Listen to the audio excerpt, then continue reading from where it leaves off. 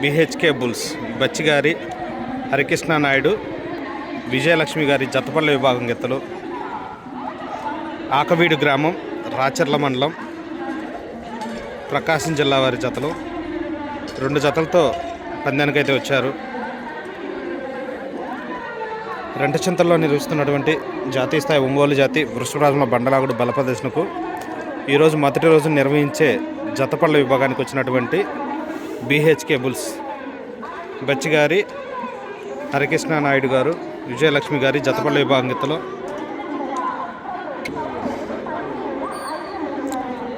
ఆకవీడు గ్రామం